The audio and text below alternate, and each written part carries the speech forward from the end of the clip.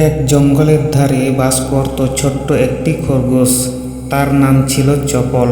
সে ছিল খুবই চঞ্চল, তবে তার বুদ্ধিমত্তার কথা সবাই জানত। চপল নিজের জন্য খাবার খুঁজতে প্রতিদিন সকালে জঙ্গলে বের হতো। সে জানত জঙ্গলে শিয়াল, বাঘ এবং সাপের মতো শিকারীরা আছে, তাই সবসময় সে সতর্ক থাকত। একদিন সকালে চপল গাজর খুঁজতে জঙ্গলের গভীরে চলে গেল। হঠাৎ সে দেখতে পেল একটি শিয়াল তাকে লক্ষ্য করে ধীরে ধীরে এগিয়ে আসছে। শিয়ালটি দেখতে ক্ষুধার্ত এবং ভয়ঙ্কর ছিল। চপল প্রথমে ভয় পেলেও সঙ্গে সঙ্গে নিজেকে শান্ত করল। সে ভাবতে লাগলো কিভাবে এই বিপদ থেকে রক্ষা পাওয়া যায়। চপল চারপাশে তাকিয়ে দেখল কাছেই একটি পুরনো কুয়ো। তার মাথায় একটি বুদ্ধি এলো। শিয়ালটি কাছে আসার আগেই চপল দ্রুত কুয়োর দিকে দৌড়ালো এবং তার পাশে দাঁড়িয়ে শিয়ালের দিকে তাকিয়ে মিষ্টি স্বরে বলল, শিয়াল ভাই, তুমি এত ক্ষুধার্ত দেখাচ্ছ, আমি তোমাকে কিছু জানাই। কুয়োর ভিতরে আরও এক বড় শিয়াল আছে যে আমার শিকার নিতে এসেছে। তুমি যদি তাকে পরাজিত করতে পারো তাহলে শিকার তোমার হবে। শিয়ালটি অবাক হয়ে বলল, আরও বড় শিয়াল? কোথায়?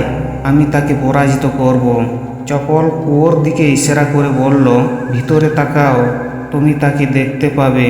শিয়ালটি ধীরে ধীরে কুয়োর কাছে গেল এবং ভিতরে তাকালো। কুয়োর স্বচ্ছ পানিতে নিজের প্রতিফলন দেখে শিয়াল ভেবে নিল যে সেখানে সত্যিই আরেকটি শিয়াল আছে। প্রতিফলনটি ভয় দেখানোর জন্য জলের দিকে থাবা দিতে শুরু করলো। আর এদিকে ভারসাম্য হারিয়ে শিয়াল নিজেই কুয়োর ভিতরে পড়ে গেল। চপল দূর থেকে শিয়ালের অবস্থা দেখে হাঁপ ছেড়ে বাঁচল।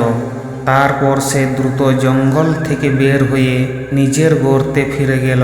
সেই দিন থেকে চপল আর কখনো জঙ্গলের অত গভীরে যেত না। এই ঘটনা চপলের বন্ধুদের মাঝে জনপ্রিয় হয়ে উঠল।